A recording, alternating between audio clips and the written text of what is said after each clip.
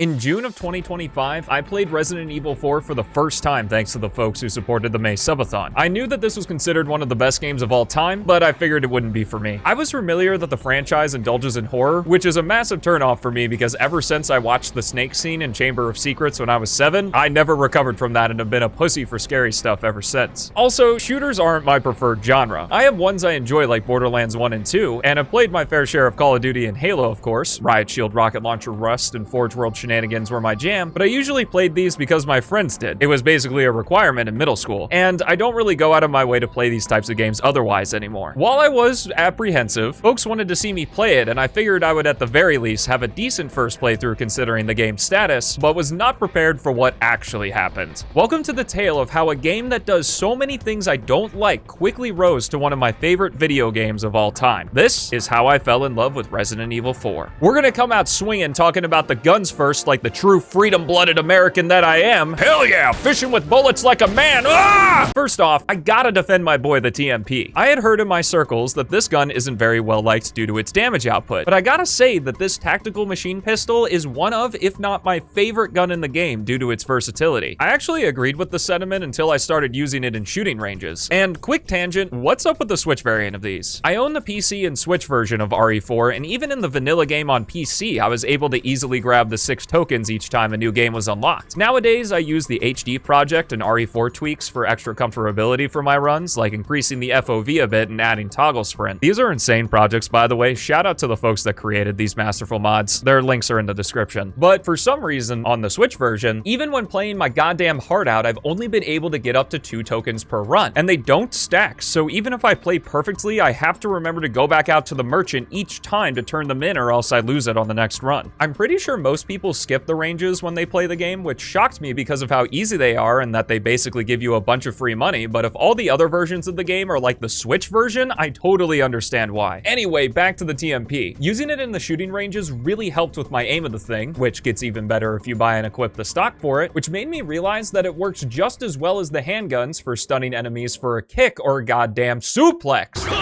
Using it like a handgun makes it incredibly efficient as the game gives you the most ammo per pickup for it, so in addition to stunning a large group of enemies, it's my go-to for triggering traps and breaking barrels as well. Plus, if you ever just want to go hog wild with it, you can hold the button down and let the carnage commence, especially with the exclusive. Speaking of exclusives, I'm kinda disappointed that most of them were just a firepower upgrade, other than for the TMP because that's its clearest weakness, because the unique exclusives are super cool. It's the reason the basic handgun is my favorite of that type. The Red 9 was my baby during my first run. Luis had good taste in using it too, but once I unlocked the potential of the TMP, it and the Blacktail sort of became useless for my playstyle. And the Punisher is a great 10,000 pesetas. The handgun's exclusive 5x's your critical hit chance, which ups it to anywhere between a 25 to 50% chance per shot, according to estimations by the wiki anyway. So now once I grab this puppy before the minecart section, I'm always trying to go for those headshots to see how many I can pop in a row. It's awesome. With the shotguns, obviously it goes to the striker. Not only is it already an amazing gun, but the Dipman glitch with it that increases Leon's animations by 50%, giving you a major advantage since it affects his movement speed, fire rate, and reload speed, makes the back half of the game so much more enjoyable. All you have to do is switch your equipped item during its aiming animation. Plus the exclusive makes it to where you basically don't need ammo ever again. It's fantastic. Kinda weird how the reload animation has Leon just tossing shells into the ether though. Kinda surprised they didn't texture some holes or something for the rounds. I'll give an honorable mention though to the basic shotgun because its exclusive is super cool in concept where the bullets retain their damage even at long range. But the problem is it doesn't affect the knockback, which is essential for crowd control and what a shotgun's for. Plus, even fully upgraded, it still fires slower than the striker. However, in my recent runs, I keep it in my inventory unupgraded till I can buy the Dipman Destroyer because the riot gun,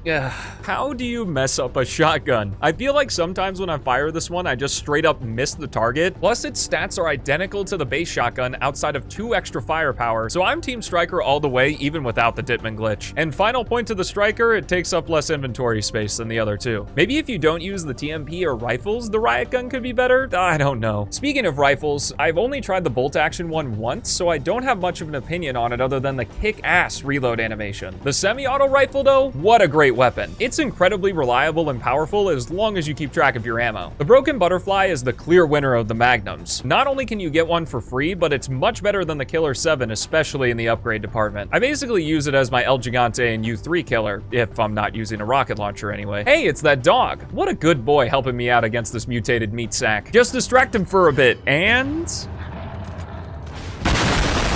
finally, the mine thrower is a quirky item that I had some fun with on my first run, but now I hoard enough normal grenades that it's really not that useful anymore. The guns are so varied and fun in that they each have what feels like their own personality, especially with the reload animations. And I absolutely froth at the mouth whenever RPG elements find their way into video games, and the upgrade system is what hooked me from the start. Oh, I can level up my guns. Oh shit, that's awesome. Knowing that I could pick my favorites while being given the ability to keep them viable throughout the entire game is always a fantastic option when presented with multiple weapons. It just really allows you to customize your inventory, which I always try to keep nice and neat by the way, to your playstyle. So often in games do I find myself using the best gear but it not looking the way I want, and it kinda sucks. So I'm really glad RE4 doesn't make me do that. Here's my final tier list of them for fans of those. Not only does RE4 knock it out of the park on the gun side, but also what you shoot, which is hilarious because on the surface, these are some of the most boring enemies in video games. They walk super slow, take an incredibly long time to attack you, and are so loud that you can always track their movements, but they have to be that way. If you let too many of these guys surround you, you'll kick the bucket pretty quickly, and since you can't move and shoot at the same time, it would be pretty unfair if they were any smarter or more agile. But in fact, if you aim at one for too long, it might actually try to dodge out of the way, which is kind of funny. Most folks poke fun at RE4 for having brain-dead puzzles, which it does, but in doing so, they usually seem to miss the biggest and most rewarding puzzle of all, how you take out the enemies. There are so many interactions you can have with the foes in this game. No matter how many times I've played through it, which at this point I've fully completed it about 6 times, with 2 of those being professional mode runs, my brain is always on overdrive on how to take care of them in each engagement. Do I gamble for the critical hit in the head? Do I shoot them in the leg? Do I go up to a stun guy and use a kick to hopefully catch some others and get invincibility frames? Do I use the shotgun to knock them all down, then switch to the TMP to take them out? Do I use the knife to save on some ammo, which if the enemies are close enough, you can actually hit multiple of them with one swing? All of the options at your disposal, in addition to normal mode's dynamic difficulty system, adjusting the health and amount of enemies depending on how well you're doing, is the single biggest thing that I keep coming back to this game for. Every encounter feels different, even if they're the exact same one on repeat runs. And as much as I hate them, the additional wrinkle and the plaga popping out always adds tension too. Fuck the Type 1 guys. The only issue I have with the combat system is that for some reason you can't shoot the dynamite guys lit stick while it's in their hands. They have to throw it, and that just doesn't make sense. Granted, that may make it too easy since it would essentially turn them into a free grenade for not much effort, but it feels so strange since you can shoot it the moment it leaves their hands. I always like finding out new little things with the combat too, like how you can shoot torches out of the Ganado's hands or set them on fire when they try to blow the flame at you. This game really rewards your curiosity and does so in a similar way that I feel Breath of the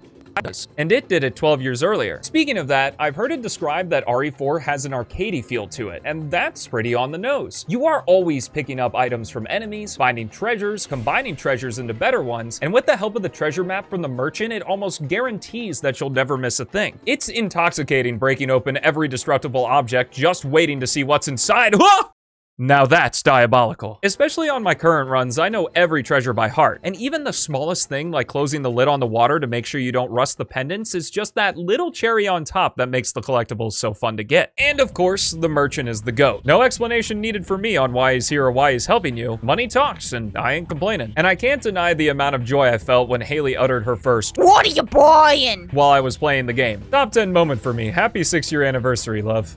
2 weeks late. I also love how the arcadey elements reflect in your surroundings. When in the village, Ganados don't really give huge payouts, and the merchant doesn't get too many new items or upgrades in stock since it's more of the outskirts and lower class farm area. Then once inside the castle, you get a huge power boost with new hard-hitting weapons and the riot gun. I'm sure it's useful in the right hands. And the cultists are just puking out cash. It reminds me a lot of the mid-game power boost in Super Metroid, another game that I love, in that first visit to Norfair where you're collecting incredibly useful upgrades one right after the next. It's so good. I also love the level design and how many of the treasures are teased to you. One of the few times in life where chasing the shiny object is incredibly rewarding. Even not being a horror buff, I still love the atmosphere of the village and the castle.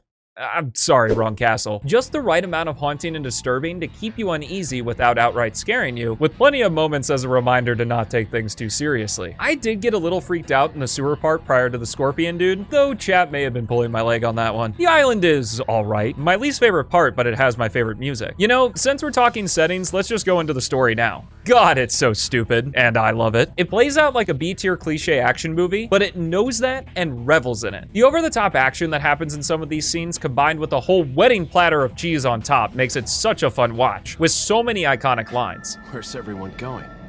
Bingo? The big cheese. The president's equipped his daughter with ballistics, too.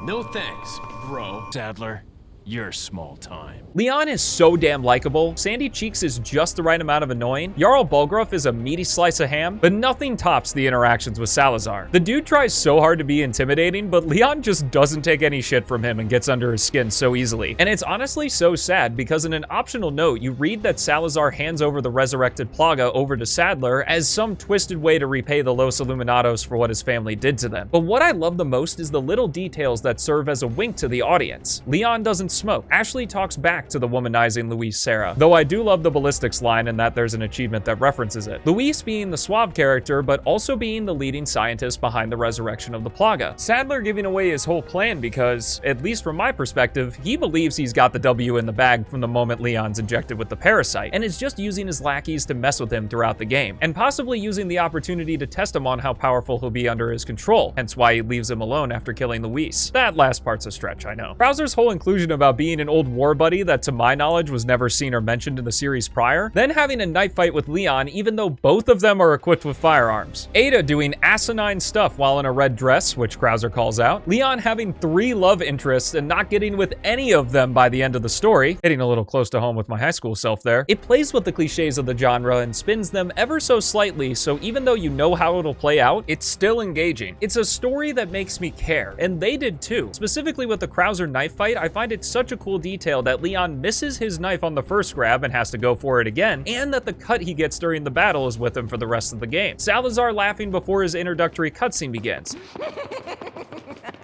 Sadler taking off his hood and putting himself in the open once he sees that he can control both Leon and Ashley through the Plaga. Leon telling Ada to use knives for close encounters, which she then does against him when he's infected. And probably a bunch more that I'm missing. It's great stuff. The only part I don't like is post the water room where Ashley is coughing and then freaks out against Leon. I guess it makes sense she's freaking out in that moment since she's coughing up blood, but Leon up until that point had done nothing but take care of her, and it felt sort of slapped in to justify the trap. Whereas maybe a red herring she got excited about on the wall in front could have done better. At least she apologizes about it later. My 2 favorite parts have to be 1, the Sadler fight. The music is just amazing and the atmosphere is incredible here. But my all-time favorite is actually the credits, where you get those still images showing life of the Ganados prior to being infected by the Plaga. It's so sad and I love it. Am I fucked up? Probably. The details and little things you can interact with throughout the whole adventure are great too, like the extra cutscenes you can get, the lines you read by checking seemingly innocuous objects, being able to shoot the church bell. When the handgun is fully upgraded, its description changes to no longer your average 9mm handgun. The Easter egg of looking up at Ashley from a ladder, which then doesn't happen in her special costumes because she's more covered up. The animation of steam coming from the dude's piss in the intro. Like, wasn't this in development hell? How did they squeeze so much personality into this game? While I joked about the puzzles earlier, I for one am glad they were toned down from previous entries because I'm an idiot, though I'll say the stone tablet one in Ashley's section made me want to do a suplex until I looked up the solution. I feel the church puzzle is that way as well. Since I've played so much of the game recently, I want to do a short section on cool things that I've picked up through my playtime or have seen through speedruns or other playthroughs. If you're feeling spicy, there's an extra chainsaw ganado in front of the entrance to the farm during the main village segment. A bit risky, but an extra 10k if you're able to get them in time. Additionally, the best way to achieve victory in this section, especially on professional mode, is to go to the house with the metal door after grabbing the shotgun and just repeatedly waiting for the enemies to bust it down and keep shooting them back. For whatever reason, the crows in this game are loaded, so whenever you see a group, do your best to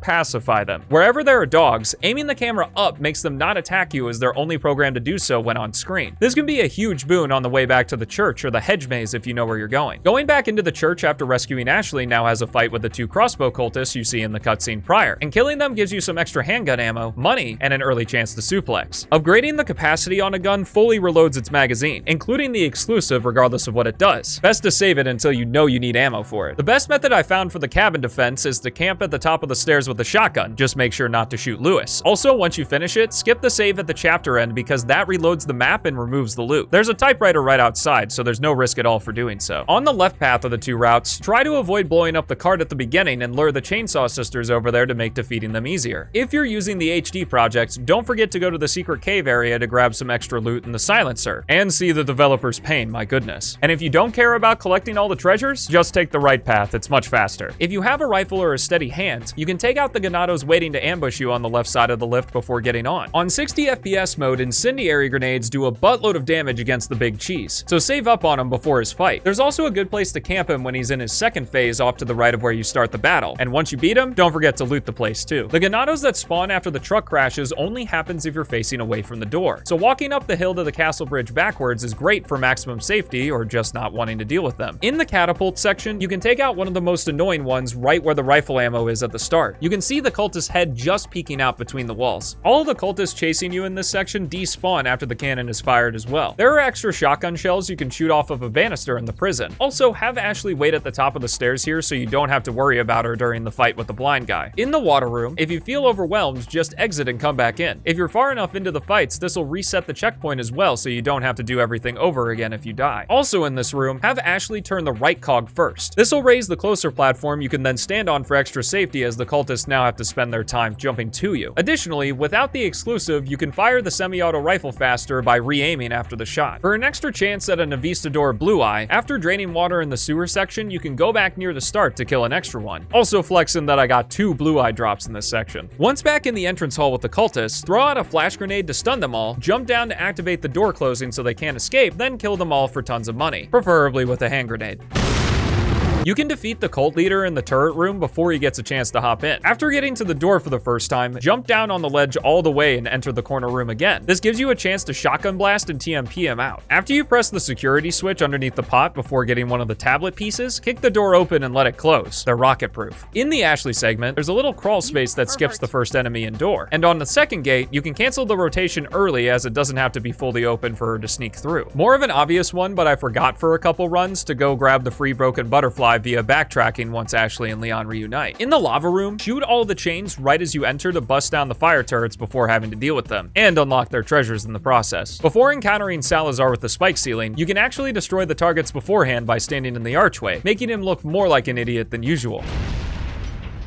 When entering the hallway to the King's Grail, leave Ashley at the beginning. She's not in any danger. The Knights' helmets can be shot off with one rifle blast, and all Plaga can be killed in one shot with a flash grenade, hence why they don't appear till nighttime in the village. You can take down the Vistador nest with a decent amount of firepower, dropping a bunch of eye treasures including a guaranteed blue eye. Also regarding the Vistadors, they go down in one hit to anything as long as they're flying. The Striker first becomes available in the Batcave. Ditman time! More of a fun fact, but you can blow up the dynamite rock with a rocket launcher, completely skipping that section. You can cheese the double El Gigante fight by using the Ditman glitch and riding the zipline twice to go out of bounds. You can either kill both through the wall or just head through the door and leave. During the minecart section, you can shoot the wood bars before having to do the quick time event, and you can preemptively shoot the Ganados before they land in the cars. For some reason, the enemies with the goat head helmets aren't actually protected from headshots. Use that to your advantage. Don't get spooked by Oven Man. While in the storage cages with U3, throwing a grenade here during the third phase skips a good amount of running around to the switch. It's also pretty weak to incendiary grenades. Browser gets destroyed by the knife. Just be careful because the dodge QTEs will eat your knife swings when it uses the knife button for the prompt. And finally, don't miss the rocket launcher shot against Sadler. It makes the fight go on way too long and the payoff is very unsatisfying. Also, please use the map. It's very helpful. Sorry, Charlie. Okay, well that wasn't very short now, was it? I mean, can you blame me? There's so much cool shit about this game. Talking about the extra modes, Separate Ways is actually better than I remembered it being. It's not nearly as fun as the main campaign. Ada only gets one type of gun per class and they already come pre-tuned, which kills a lot of the fun for me given how much I like that system. Though the addition of the bowgun, which from what I understand is sort of her signature weapon, is pretty cool, basically being an arrow with the power of a hand grenade. The same arcadey feel of collecting treasures is there at least, and it's more condensed since it's significantly shorter than the main campaign, probably a quarter of the length of its runtime. The highlight gameplay-wise is the battleship segment. It goes full action movie here, using turrets to blow up the guns of the opposite boat, all while fighting off hordes of islanders that are just relentless in this chapter. Plus, even even if it is a contextual action, a hookshot will never not be cool. The story's basically just one giant meanwhile, showing more of what Ada was doing during the events of the main plot. And while the cutscenes weren't updated from its originally PS2 exclusive incarnation, they're still a fun watch. One part I do want to touch on is sort of an explanation for how the plaga work. I already bought into it being a soft magic system, basically meaning it has very loose rules and does whatever the plot demands, but I appreciate the attempt at putting some hard magic on it, saying that the plaga respond to a specific frequency of sound waves. It's pretty cool. I like the idea, and it makes sense why Sadler carried that staff around. Most importantly, we find out what happens to Leon's jacket. Shout out to RE4 tweaks allowing you to pick it as a costume to use it throughout the whole game, and the hilarious glitches that happen in cutscenes it isn't supposed to be in. Assignment Ada, it's the only part of the game I don't enjoy. Basically, it's a non-canon story having Ada go through a small part of the island collecting 5 plaga samples. There's no treasure finding or weapon upgrading here, which basically makes it worthless to fight against anything as enemies don't drop anything useful. A shame, but I did it to try out the Chicago typewriter in separate ways. You know, I got curious and played it again, and it wasn't as bad as I remembered. The RE4 gameplay is just so strong that even with a janky setup like this, it's still a decent time at the end of the day. Considering the ending movie though, I wonder if this is sort of a what if on what Ada's mission would have looked like had Ashley never been kidnapped. In her report, she explains that the mission objective was much simpler until that point and Leon getting dispatched, so maybe that's what it was? The Mercenaries mode is something I have yet to dig into. I like the idea of going full arcade with score attacking, but it was slightly ruined for me by knowing that you have to get a 5-star on all maps with every character in order to unlock the hand cannon. A thing I'll do eventually, but knowing from the get-go that I have to do that just makes me angry since I don't want to waste time doing runs I know won't 5-star because I'm a freak. One day.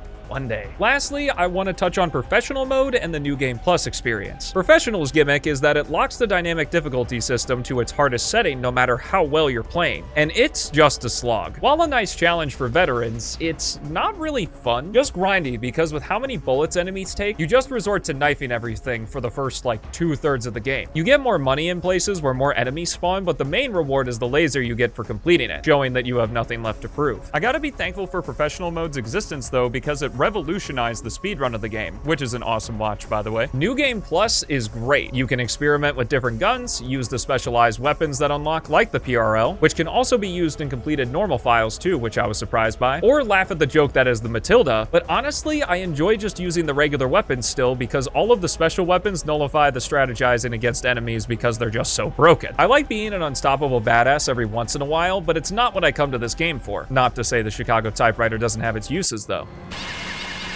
There's a magic to Resident Evil 4. I can't help but feel that at some point during everyone's playthrough, there's a collective experience where you do something badass, then just sit back and go, God, this game's fucking awesome, man.